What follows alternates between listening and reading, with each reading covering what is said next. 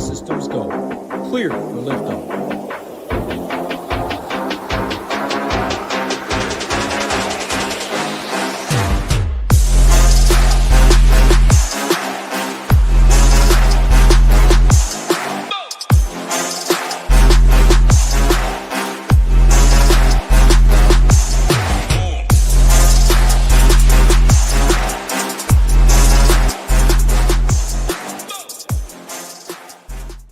What is going on, SHIPIT Nation YouTube station? We're back Monday here. Loaded day of sports. We got NFL on the docket tonight. We got NHL. We got NBA. Coming off a massive week over here at the Nation. Congrats to all the winners out there. A couple close calls for a lot of members out there. Tambo obviously almost got the job done as well. It's pretty hurtful there for him. Tough break there. But hey, one of these days where he's going to cash in. The rest of us are going to cash in and get our way all the way to the top. Sometimes you just need that luck to go your way, and hey, just keep putting yourself in a position to get to the top. And sometimes good things will come your way, and you'll have that luck, and you'll take it all. So hopefully that's what we can do here tonight in the NHL streets. Here we got 6 games on the docket tonight. 4 massive favorites here. Obviously Dallas in an absolute smash spot at home.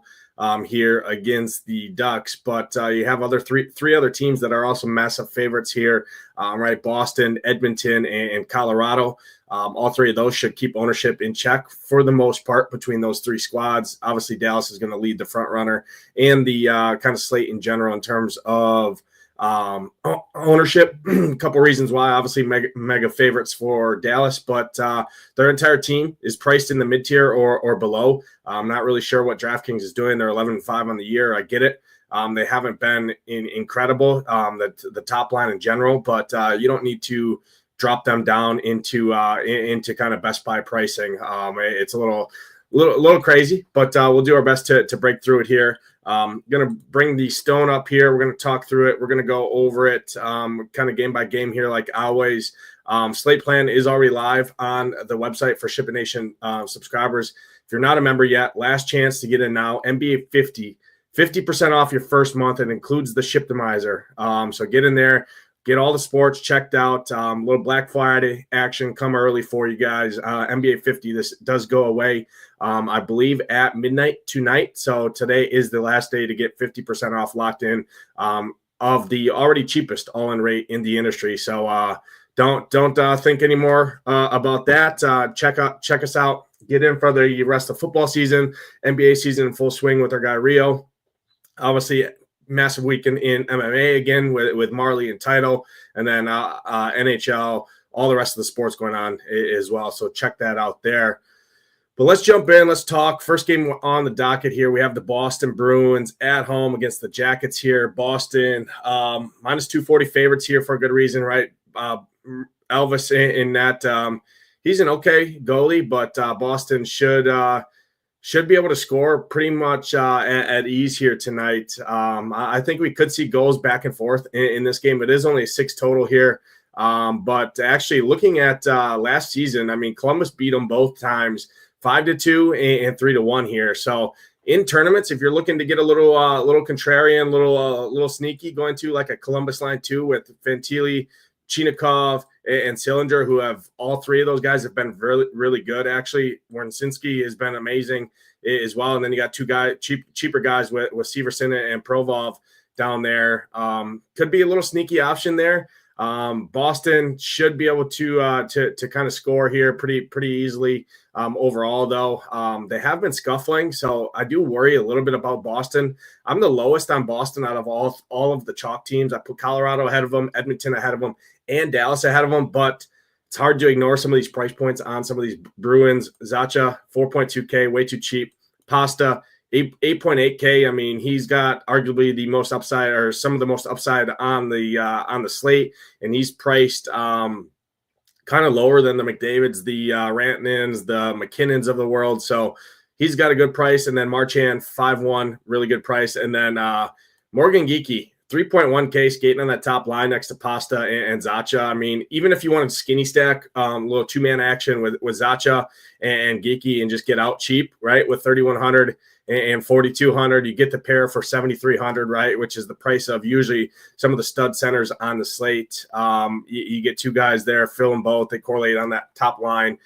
So I don't hate that. But, yeah, I will say I am the least interested in Boston on all these teams. If you want a tournament sneaky option, going to the Columbus side, I think is definitely interesting because looking at last season when Boston was definitely a better team last season, Columbus is better this year, I think, than last year. Boston is worse this year than last year. And Columbus definitely beat them up pretty good. They scored 8 goals in 2 games, so 4 goal against average, whereas Boston only scored 3 goals last season in 2 games against Columbus here.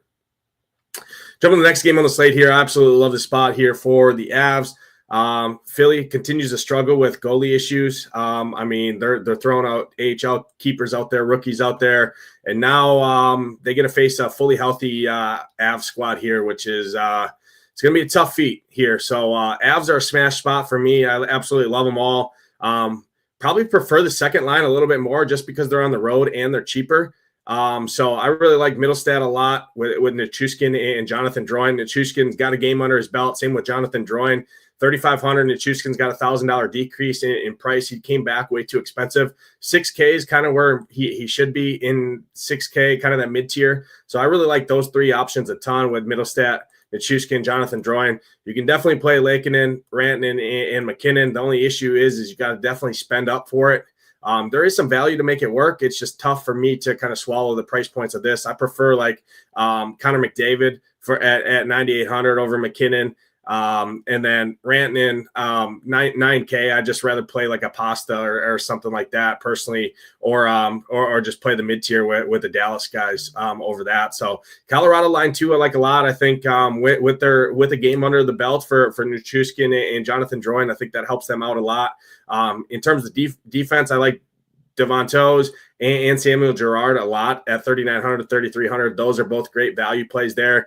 You can definitely obviously play Cale Makar. I'm not getting up to it. I just have very rarely do I spend up for Cale Makar at 8,500. Just very, very hindrance for your overall roster construction unless you play him in like the utility spot and then punch your other 2 defenders or something like that. On the Flyer side, Konechny, Tippett are playing out of their minds. Konechny, you can play any slate. Tippett, you can play any slate. Both those 2 guys are amazing. They play a ton of minutes. They do it all. Scott Lawton is a value play. Don't hate him. Travis Sanheim has been incredible. His price has finally come up at 5,300. Don't love it, but he's still a good option. I will say Rasmus Ristolainen at 2.8K, probably one of my favorite value D-men on the slate. And then you got Emil and Andre here on the top point. So 3,400, Ristolainen and Emil here. Like those 2 guys quite a bit on this slate. Ristolainen should see a ton of shots that he can block, and he plays over 20 minutes, averages almost 3 blocks a game, which picks you up that bonus. And at that price point, if he gets you the 3 block shots, gets you those 8 fantasy points, anything else after that is gravy, and you're looking pretty good there. So like that a lot. Next game on the slate here, Edmonton heading into Montreal to face the Canadiens. Montembeault's going to be in net here. He's had back-to-back decent starts. Started the year obviously incredible, scuffled and regressed back to kind of where he usually was. I will say last season Montembeault started both games against Edmonton that they played, or started 2 games, against Edmonton. He gave up 5 goals in 2 games, but averaged about 18 DraftKings points just because of the sheer shot volume he saw. Definitely like the Edmonton side here a lot in terms of offense, but in teams where you're not playing Edmonton, I think Montembeault is a great goalie option because even if he gives up 3 goals, which right around his average, he should see 35 plus shots here, I would say. So he can definitely get you that saves. If he gives up 3 goals, but gets you that 35 save bonus, he'll definitely pay off this price point at 7,300, even giving up 3 goals. If he gets the win somehow, obviously he's definitely swimming, and you probably need him at that point. But in terms of offense here, McDavid, obviously incredible play always. Zach Hyman, great option always. Jeff Skinner, got to bump up to that top line. Like him a ton at 3,600. He's a great value option there. Adam Henrique has been playing great. He's 3K. He's a great option. You compare him with Nugent Hopkins as well. Don't hate that. I'd probably leave off a guy like Connor Brown, so I'd probably skinny stack that third line. But jumping to the second line with Leon, Corey Perry, and pod here. Don't hate it. You get two guys that are stone minimum. They don't play a ton of minutes, really don't do much, as you can see here, but not the craziest plays. If I'm going to Edmonton, I'm just mainly probably sticking to the top power play. So Connor, Leon, Hyman, Nugent Hopkins, and Bouchard, who at 7K, probably my favorite spend-up demon on the slate. And then grabbing some of these value guys if I'm not playing the big dogs like a Henrique, like a Nugent, like a Skinner, something like that. I put Colorado ahead of Edmonton here, but I definitely put Edmonton ahead of Boston is kind of how I'm ranking those teams outside of Dallas for sure. On the flip side, you can definitely play Cole to goal, Caulfield here anytime, right? He's on home. Suzuki's playing great right now. He's got a decent price point. Skinner's not any good in net, so if you want to flip the script, this is another spot I'd go to here with Montreal, just because Skinner, I don't think he's a very good goalie. The only reason he gets wins realistically is because Edmonton scores 4 or 5 goals, right? As you can see, he's averaging almost 3.5 goals against allowed. So Montreal likely going to have no ownership here against Edmonton. Edmonton just never plays any defense, so I always like playing teams against Edmonton here. If I'm playing Edmonton or Montreal, I'm going to the big dogs, Suzuki, Kirby Dach, Cole Caulfield, and Slafkovsky here. Mike Matheson as well in from a defense. So sticking to probably the top line, top power play guys for Montreal if I'm playing them. But don't hate it in tournaments because, like I said, Skinner is just not any good. I think Skinner's a terrible goalie, and Edmonton just plays no defense, and that's part of the reason they just hang Skinner out to dry quite often, right, on the ice out there. So it's tough to be an amazing goalie when you got no defense really in front of you. Jumping to the next game on the slate here, Ducks and the Stars. Minus 450 favorite for Dallas here. I could see Dallas, hanging a 7 spot, something like that here tonight. They're all way too cheap. Roope Hintz at 5K is ridiculous. Robertson at 5.5 is absolutely ridiculous. Mega Chalk, as you can see here, this whole team is going to pick up ownership. Heiskanen, Tomas Harley, Jamie Benn, you name it. Stack them up any which way. Close your eyes. Pick 5 of them or 4 of them. Not 5, excuse me, 4. Usually kind of cut it off at 4, but either way, as long as you stack it up and it makes sense and you're correlated, it's just, I have a hard time not seeing how Dallas doesn't smash the Ducks here. The only issue would be Dostal in net has been incredible. He's a very good goalie. So if Stars bust, it's definitely likely due to Dostal standing on his head and going crazy. So in teams, you're not playing the Stars, or if you want to leverage the field, playing a Lucas Dostal, who's a very good goalie. As you can see here, his numbers, right, averaging almost under 3 goals against per game. He's got a 92% save percentage, which is insane, averaging 15 fantasy points per game almost. He'd be a great option. If for some reason he doesn't start, Dallas is even more of a smash. I'd probably say my favorite line for Dallas, to be honest, is, Roope Hintz at this ownership, if he's one of the lowest owned guys that I'm seeing here, don't hate that. But I'd probably go to the Matt Duchene line, the second line. Duchene, Seguin, and Marchment, just because I'm seeing the lowest ownership on Dallas line 2. Line 3, I like probably the least, right, at this ownership. Johnston's a stud, but at 33%, he's picking up ownership. Stankoven's been insane at 5K, so hard to ignore that. If you really want a kind of contrarian option to stack Dallas, leaving off like these higher end or these higher ownership guys like a Johnston, a Robertson in your stacks, and going like a Stankoven, a Jamie Benn, Wyatt Johnston, or Roope Hintz, which correlates with Ben on the top power play, and like a Heiskanen, something like that. Definitely a good option. It's just tough to see how Dallas just doesn't smash.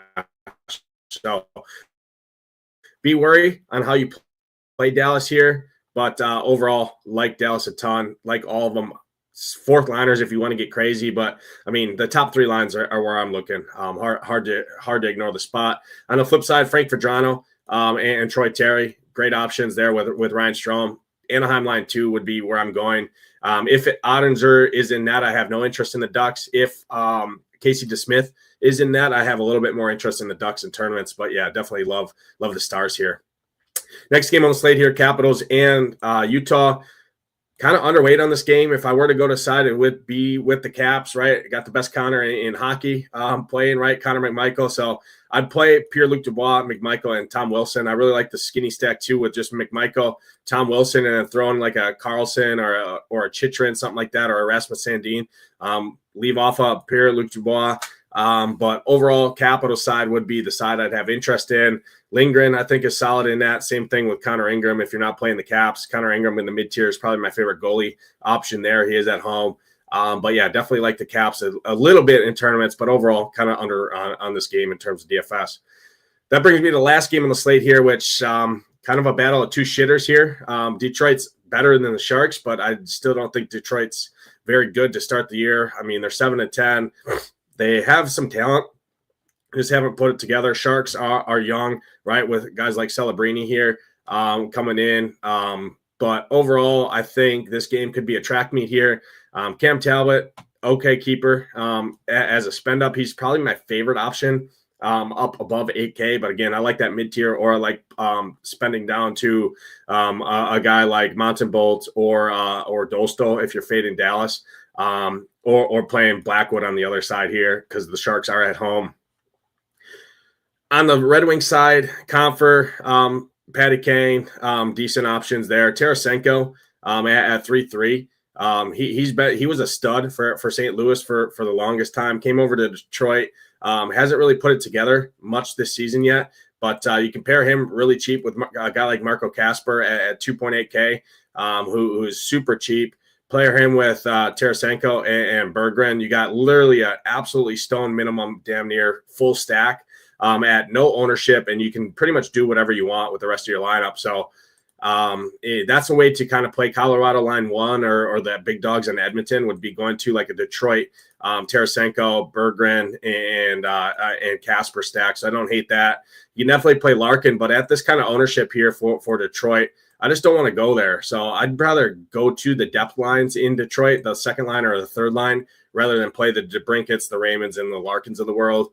If I'm playing the top line, I'm going to the Sharks side here with Celebrini, Toffoli, Gaudreau, Zetterlund. I like those guys quite a bit. Granlund, I'm probably not getting to Granlund at 6-1.